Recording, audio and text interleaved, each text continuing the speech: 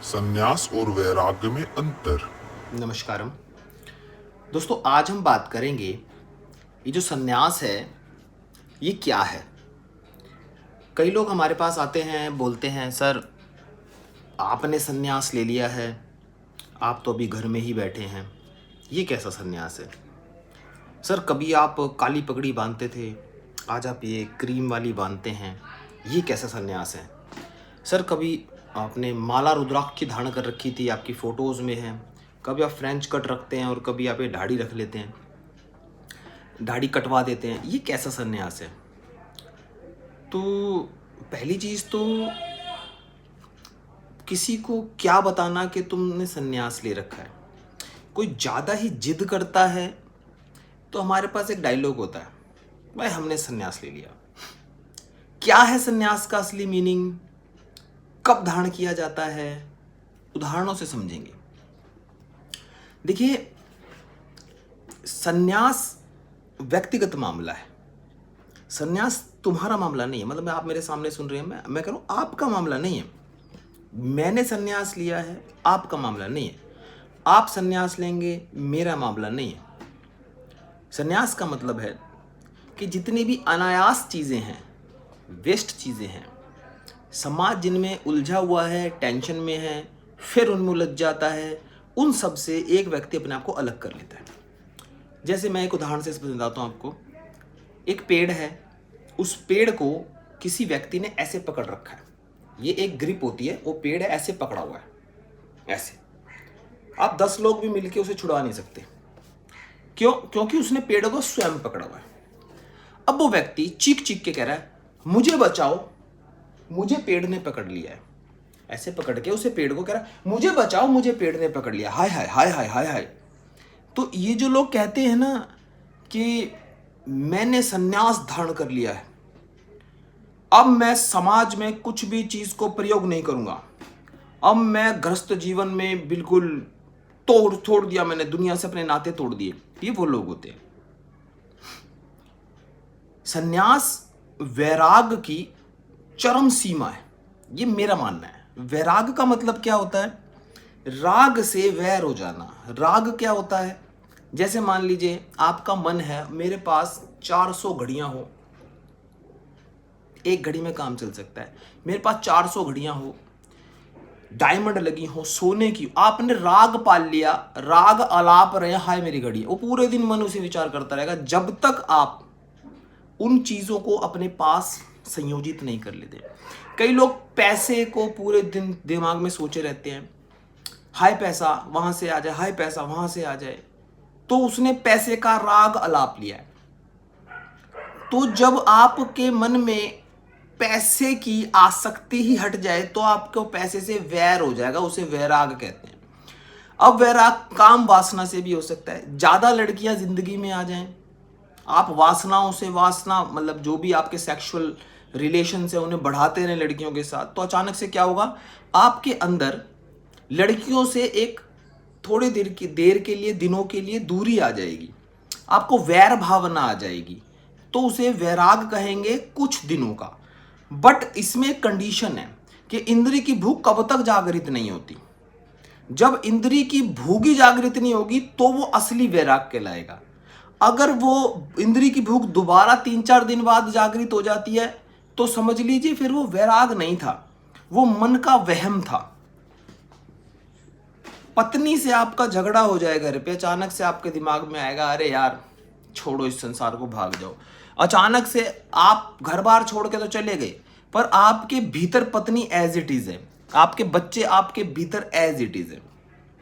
वैराग का मतलब है जब आपको इतना होश आ जाए कि सारी चीजें अस्थिर है, मतलब ये स्थिर नहीं है, पत्नी को भी जाना है, बच्चों को भी जाना है, तुम्हें भी जाना है। तुम्हारे पास अगर ये माला भी है, इसको भी एक दिन एक्सपायर होना है। आपकी दाढ़ी है, ये रहेगी एक दिन, ये भी नहीं रहेगी। आपकी काले बाल है, एक दिन ये सफेद हो जाने हैं।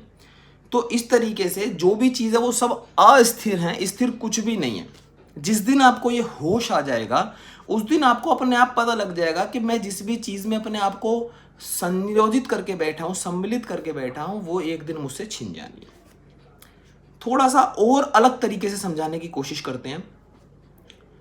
अगर आप सर मुंडवा ले, बाल मुंडवा ले, माला धारण कर ले या ये पहन ले, ये आपका निजी एक तरीका हो सकता है अपने आप को साधने का। जैसे मुझे माला की ज़रूरत तो नहीं है, पर मैं ये माला जब सुबह धारण करता हूँ तो अचानक से जैसे ही मैं बाहर निकलता हूँ तो ये माला मुझे रोकती है, वो याद दिलाती है कि जो तुमने प्रण लिया था उस प्रण को मुझे याद दिलाती कि मैंने जो प्रण लिया था। जैसे मेरा संकल्प है मैं आंखों से, मन कर्म वचन तीनों से वासना का त्याग करने में अपने आप को सम्मिलित रखूंगा और पूरी जिंदगी वैसे ही चलना है। तो मान लीजिए मैं कहीं जा रहा हूँ, अचानक से मुझे कोई खूबसूरत चीज़ दिख जाती है। खूबसूरत चीज़ जैसे मान लीजिए मेरे मन में था कभी मेरे पास मर्सिडीज गाड़ी हो, 17-18 साल की उम्र में, 21-22 साल की उम्र में जैगुआर हो। अचानक से जैगुआर मेरे सामने से गई, मैंने उसको देखा, देखने के बाद मैंने उसे फिर देखा, देखने के बाद मैं होश में ही नहीं रहा और मैं उसे देखता चला गया।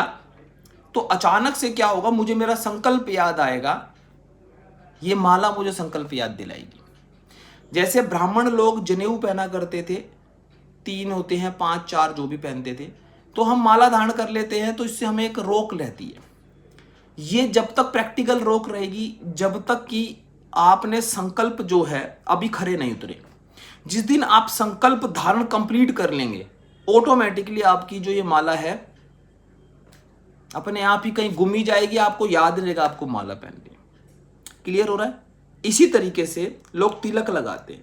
हमारे वेदों में तिलक का जो प्रोसीजर बताया गया वो ये बताया गया है कि तिलक इसलिए लगाया जाता है कि जब भी आप कहीं जाएं और आपकी इंद्रियां आपको भ्रमित करने लग जाएं तो तिलक के सहारे से आप ध्यान यहाँ पे बहुत आसानी से लाके सिमरन शुरू कर सकते हैं मानसिक जप का। मैं इससे ज़्यादा कुछ नहीं जानता तिलक के बारे में, बाकी दुनिया जाने कुछ जाने, मेरे लिए प्रैक्टिकल ये बढ़िया था। एक और चीज़, अभी रिसेंटली 2 से 4 दिन पहले मैंने अपना श्राद्ध किया है।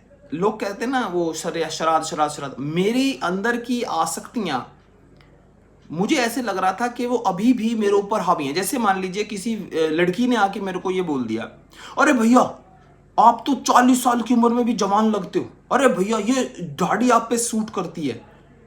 अब मैंने उसे देखा और मैंने कहा यार इसकी बातों ने तो मुझे हिला दिया इन द सेंस, मेरी वजह से अगर कोई स्त्री सुंदरता की तरफ आकर्षित हो रही है तो ये मेरा पाप हो गया।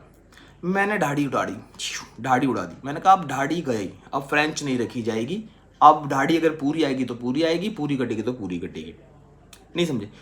अचानक से कोई कहे भाई आपकी कैप अच्छी लगती है, भैया बहुत अच्छी लगती है। मैं कैप लगाता हूँ अपना गंजापन छुपाने के लिए, पर मैंने कहा नहीं यार, कैप की वजह से अगर तुम किसी को अच्छे लग रहे हो तो भाई कैप हटा दो। मैंने बहुत कोशिश करी, पर क्या होता है कभी धूप में निकलना होता तो मैं कैप लगा के निकल लेता था। अचानक से आया, मैंने कहा नहीं कैप भी हटा देते। मंदिर के अंदर मैंने अपनी एक छोटी फोटो थी, उसको कैप वैप की थी, फ्रेंच कट थी, तो मैंने वो वहां पे समर्पित कर दी। मैंने कहा ले परमात्मा पकड़, आज के बाद तू मेरा ये रूप ही नहीं देखेगा। अपने आप से युद्ध है, संन्यास लेना है, वैराग लेना है, अपने आप से युद्ध है, किसी दूसरे से युद्ध नहीं है। ये दुनिया आके आपको बड़ाई देके जाएगी, दुनिया आके आपकी जय जयकार करके जाएगी, सुशील भैया इतना अच्छा बोलते हो, आप इतने अच्छे दिखते हो, ये वो, इसको समझना है बस।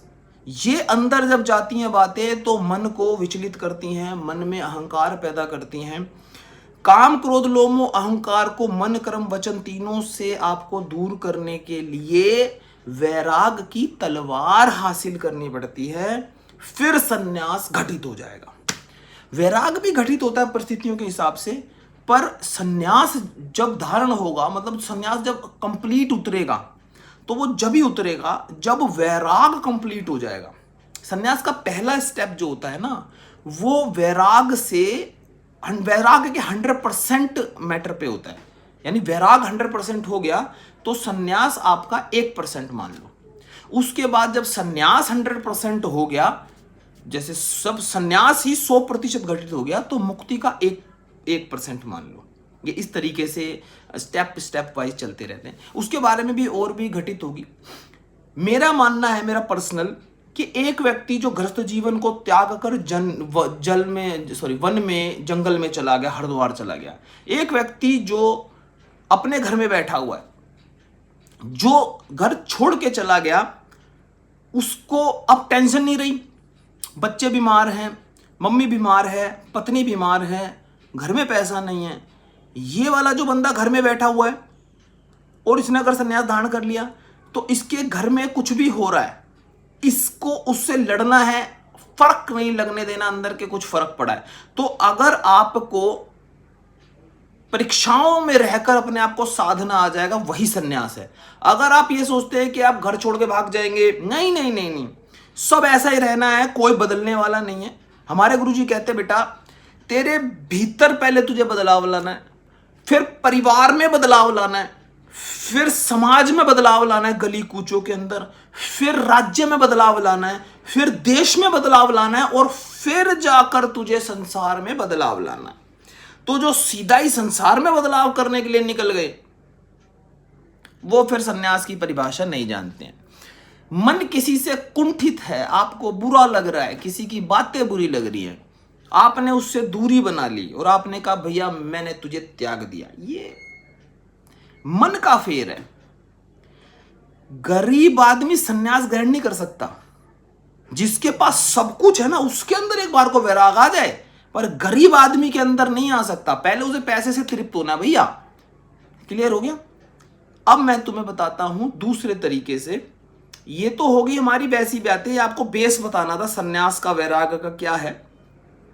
एक उदाहरण देता हूं मैं आपको। लोग कहते हैं भैया आप घर में रहते हैं, आप फ्रिज का पानी भी पी लेते हैं, आप नींबू पानी पी लेते हैं, आप किसी शादी वादी में जाके भैया कोल्ड ड्रिंक भी पी लेते हैं। देखो मेरी बात सुनो, सब कुछ खाया पिया जाता है, पर मन में ये नहीं है अगर त्यागना पड़ा तो त्याग देंगे।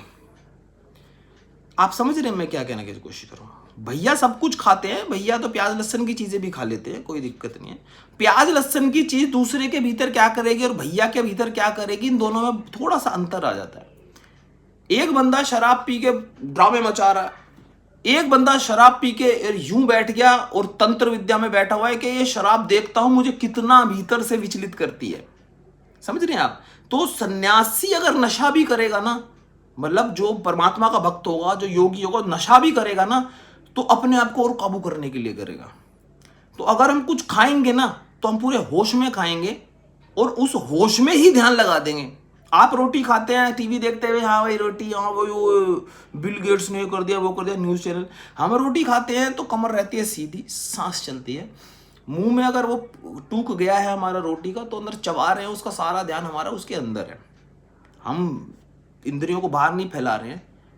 5-10 मिनट तो हमें भोजन से पहले प्रार्थना करने में लग जाता है कि परमात्मा इस भोजन को ग्रहण करने से पहले इसकी ऊर्जा को शुद्ध करना है, अपने भीतर ऊर्जा को स्थिर करना है, ताकि ये जो ऊर्जा है ये विकृत भी हो सकती है, पता नहीं किसके दान का पैसा हो, किसने किस मन से बनाया हो, पता नहीं गुस्से में रोटी राटी बना रही है तो उसकी सारी ऊर्जा को उसने पता नहीं क्या भर दिया, तो रोटी के अंदर वो गंदी जो ऊर्जा चली गई है या संसार की जो चली गई है, उस ऊर्जा को आपको स्थिर करना है अपने भीतर। आपने स्थिर कर दी, ऊर्जा आई वो विचलित करेगी आपको। जैसी ऊर्जा जिसके हाथ से छू के आई है वो आपको और विचलित करेगी। वो विचलितपन को आपको अपने भीतर स्थिर करना है। जितना ज्यादा आप खाना खाएंगे उतने ज्यादा विचलित हो जाएंगे, ये मेरी बात ध्यान रखना, ठीक है। और खाने को भी इस तरीके से खाया गया कि वो औषधि बन जाए। अगर आप ऐसे जी सकते हैं तो आप समझ जाएंगे वैराग और संन्यास से क्या है। हमारे गुरुजी को उदाहरण देकर बताता हूं। एक बार की बात है, गुरुजी अपने बालकनी में खड़े हुए थे आश्रम के बाहर। उन्होंने एक साधु महाराज को जाते हुए देखा। उन्होंने कहा बाबा आ जाओ ऊपर, खाना ले लो। वो पंजाबी हैं, इस तरीके से बोलते। जैसे ही ऊपर उसके पास वो बाबा आया, बैठ गए। उन्होंने कहा बाबा लो पानी पियो। कह रहे बेटा खाना ले आओ, पानी बाद में पी लेंगे। ठीक है। गुरुजी ने कहा अपनी धर्मपत्नी को, गुरु माता को, जाओ बेटा। बेटा क्या मतलब, जाओ जी पराठे वराठे बना के लाओ। पराठे बना के लाए, मक्खन उस पर रख के लाए, साथ में चाय का इतना बड़ा गिलास लाए, अचार रखा। उन्होंने कहा हाँ भाई खाओ महाराज, भोग लगवाओ। तो उसने सन्यासी ने यूं देखा, अरे मैं बाबा हूं, ये चीजें मैं नहीं खाता, मेरे को सूखी रोटी दे दो, एक पानी का गिलास दे दो, मैं उस पर डुबो डुबो के खाऊंगा। तो गुरुजी ने कहा अच्छा तू ये नहीं खाएगा? कह रहे नहीं। कह रहे तो ये किसका खाने का अधिकार है? ये जो पराठे हैं, ये घी है, ये जो अचार है, ये जो है ये भोग पदार्थ, ये किसके हैं? सन्यासी के हैं। सन्यासी का इस पे अधिकार है यार, चोर लुटेरे डकैत शराबियों का अधिकार है। तू परमात्मा का भक्त है, परमात्मा ने तेरे लिए भोजन भेजा है, उसे तुझे एक्सेप्ट करना चाहिए कि ये जो सारी चीजें हैं इसका भोग तेरे लिए है। तू भगवान का भक्त है।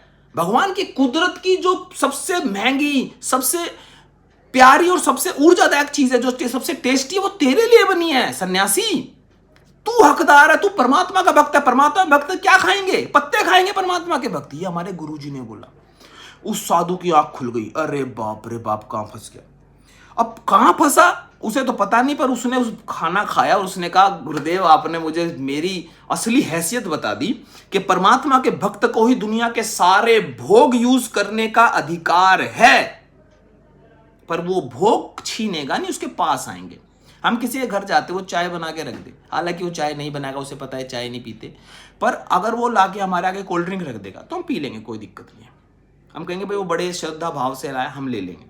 उनने खाना बना दिया, हमें भूख भी नहीं है, जब भी हम थोड़ा थोड़ा सा खा लेंगे। क्योंकि वो जो उसकी श्रद्धा है, और दूसरा जो उसके पास हम आए हैं, हम उसके जैसे ही हैं, हम बिल्कुल सेम वैसे ही हैं। हाँ कोई बात नहीं, हमने उस दिन खाना खा लिया, अगले दिन हम व्रत रख लेंगे, क्या हो गया, हम ऊर्जा को बराबर कर देंगे ऐसे करके। पर भोग सन्यासियों के लिए बने हैं, ना कि डकैत के लिए भोग बने हैं। मैं नॉनवेज खाने के और शराब पीने के भोगों के बारे में नहीं कह रहा हूं, मैं ये कह रहा हूं जो सात्विक भोग है, जो अच्छे मिठाई है, वो सात्विक में आती है, तामसिक में नहीं आती है। तो वो आप लोगों के लिए बने हैं, आप परमात्मा के भक्त हैं, आपके लिए। प्रसाद देखा आपने, कोई भी प्रसाद देखा होगा, बड़ा टेस्टी होता है। प्रसाद को बहुत मावे मेवे डाल के बनाया जाता है। क्यों बनाया जाता है? प्रसाद किसके होता है? भगवान मेरे परमात्मा ईश्वर ने तुम्हें जो आशीर्वाद देना है वो तुम्हें इंजॉय कराएगा। यहाँ पे सन्यासी इंजॉय करने आते हैं, आ रहा है आओ, जा रहा है जाओ, नहीं समझे। पर परमात्मा ने अगर कोई तुम्हें चीज दी है तो उसका किसी प्रकार का भी कोई भी हमें वो नहीं करना कि हाय हाय क्या। हाँ ऐसा हो सकता है कि कभी जो चीज हमें मिली है दान में, वो हमें कभी त्याग नहीं पड़ सकती। अब मेरे पास कोई आके कह दे, गुरुजी मेरे पास घड़ी नहीं है, अपनी घड़ी दे दो, ले बेटा ले जा। गुरुजी ये बाली दे दो, आप क्यों पहन रहे हो, हम भी पहने, ले बेटा ले जा। गुरुजी माला दे दो, ले बेटा माला ले जा। गुरुजी कपड़े दे दो, ले जा बेटा। गुरुजी फोन दे दो, ले जा बेटा फोन ले जा, कोई दिक्कत नहीं। समझो मैं क्या कहना चाह रहा हूं। मेरा कहने का मतलब यह है, संन्यास्त व्यक्ति जो होता है उसके मन में भोगों की लालसा नहीं होती, वो सन्यासी होता है, वही सन्यासी कहलाता है। और सन्यासी कोई दूसरा तुम्हें बोलेगा, तुम अपने आप को बोलोगे, ये बेवकूफी की बात है। वैराग 100% घटित होगा। काम क्रोध लोभ मोह अहंकार का 20% जो एनर्जी हमारे शरीर में, वो जब 100 की 100 एनर्जियां, 5 की 5, 20% एनर्जियां आपके शरीर में होंगी नहीं होंगी, कोई फर्क ही नहीं होगा आपको। तो सन्यास की पहली लिमिटेशन होती है। और जब सन्यास के भी आगे 100 स्टेप्स हैं, उनको क्लियर कर लेता है जब बंदा, वो बाद में धीरे धीरे हम बताते रहेंगे आपको कैसे कैसे होता है। उसके बाद आपके अंदर आगे, कुर्ता फट गया कोई बात नहीं, पहन लेंगे। दूसरे ने दे दिया, गुरुजी आप वहां जा रहे हो, अच्छा नहीं लग रहा, कुर्ता फटा हुआ, ये कम से कम 15 साल पुराना कुर्ता है मेरा, अभी भी हमारे पास है। ये चोर बाजार से हम कभी उतरन ले आते थे 35-40 रुपए की, वो पहन लिया करते थे। मैंने कई सालों से, शायद मेरी शादी में मैंने नया कपड़ा पहना होगा, नहीं तो सिर्फ बलियान ही नहीं लाता था मैं, बाकी सब चोर बाजार का माल था हमारे पास। चोर बाजार इन द सेंस, उतरन जो मंगल बाजार में बेचती ना ढेर में, हम 100 रुपये लाते थे, 3 टी-शर्ट ले आते थे, हमारा पूरा साल कट जाता था। क्लियर? तो शुरू से ही बहुत गरीबी में रहे हैं हम। अमीरी जब आई तो अंदर वैराग आ गया था, फिर हमने कुछ ऐसा किया भी नहीं। तो कहने का मतलब आपको समझ आया, परमात्मा आपको देगा, उस भोग की आसक्तियों में आपको फंसना है, या उस भोग को करते हुए भी भोग से ही ध्यान लगा लेना है। भोग से ध्यान का मतलब, जैसे मान लीजिए आप कोई फोन ही चला रहे हैं, उसमें आप कंप्लीट हैं, आप खाना खा रहे हैं, आप उसमें कंप्लीट हैं। अगर आप टेस्ट में किसी चीज के गुम हो जाते हैं अलग बात है, होश में खा रहे हैं वो अलग चीज है। कितना खा रहे हैं ये होश है। आपको 1 किलो रसगुल्ले कोई दान कर गया तो परमात्मा का आशीर्वाद है, एक केक थोड़ा ना खा जाओगे, एक रसगुल्ला जितना जरूरी है उतना ही लिया जाएगा। ये वैराग की स्टेज है, ये सन्यास को समझना है। ठीक है, वीडियो हो गई है 20 मिनट की, तो कोई आपका प्रश्न हो तो आप वीडियो में डाल दीजिएगा। बाकी मुझे ये मैसेजेस ना करें कि आप कैसे सन्यासी हो, मेरे सामने बैठ के मुझे ये ना बोले अरे ये कैसा सन्यास है। मुझे आपसे कुछ नहीं चाहिए, लाइक की भी मेरे को अंदर डिमांड नहीं। आप मेरी वीडियोस को लाइक करो, मेरा बस ये आपको जो समझ आ रहा है समझो, जो नहीं समझ आ रहा और कहीं चले जाओ। जय गुरुदेव, जय भारत, भारत माता की जय। Art of Peace Center by Yoga Sushi.